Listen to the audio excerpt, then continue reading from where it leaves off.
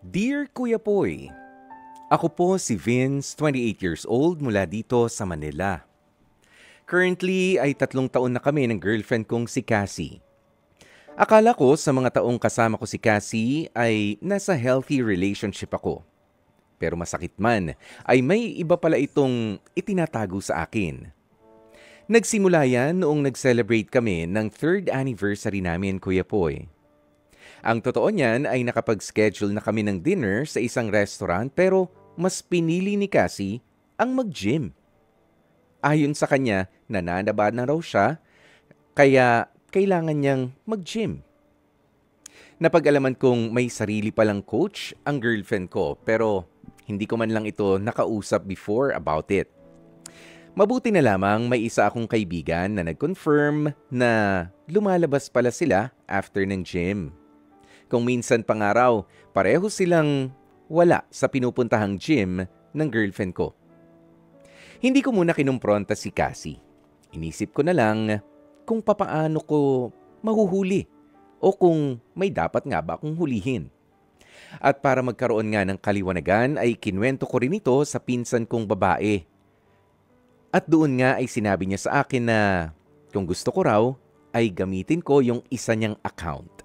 I-add ko daw yung gym coach ni Cassie. Lalaki ako, Kuya Poy, pero sinabihan niya ako na makipag-chat ako sa gym coach ni Cassie. Hindi ko man masikmura, ay para din daw ma-inlove ito sa akin. Ginawa ko nga ang bagay na yon. Anong alam ko sa pakikipaglandian sa kapwa ko lalaki, Kuya Poy? Pero tinutulungan nga ako ng pinsan ko. Fast forward, consistent ang usapan namin sa loob ng 2 buwan ng gym coach na ito. Doon nga ay napapansin ko na parang hindi na madalas na nagpupunta ang girlfriend ko sa gym. Pansin ko rin kay Cassie ay palagi rin siyang malungkot. Sa isip-isip ko, mukhang effective nga yata yung pinagagawa sa akin ng pinsan ko. Mukhang nai-inlove na nga sa akin ang gym coach ni Cassie. Hanggang sa inamin niya rin sa akin na may special girl.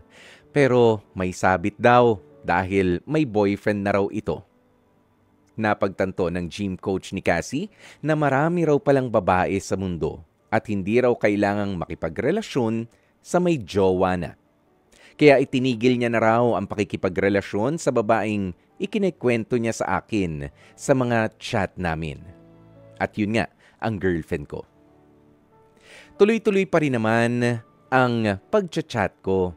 At sa tuwing pag-uusap namin ng gym coach na yun, ay walang video, Kuya Poy.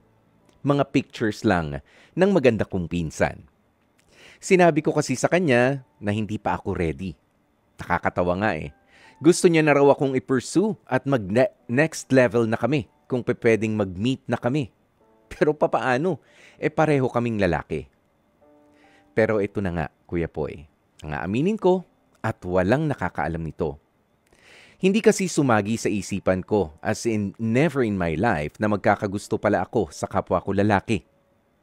Pero sa usapan namin ay iba talaga yung care namin sa isa't isa ng gym coach ni Cassie. To be honest, ngayon lang ako nakaramdam na minahal ako ng totoo. Yan ay kahit hindi pa nga kami nagkikita ng kapwa kong lalaking ito. Dahil ba iniisip ko na babae lang yung kausap ko? O talagang nakikilala ko ang sarili ko na gusto ko rin pala ng lalaki? Kuya Poy, hindi ko maamin sa kanya pero nahuhulog na rin ang loob ko kay gym coach.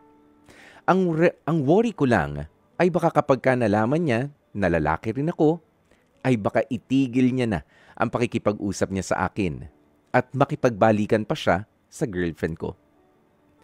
Nalilito ako ngayon, Kuya Poy, at hindi ko talaga alam ang gagawin ko.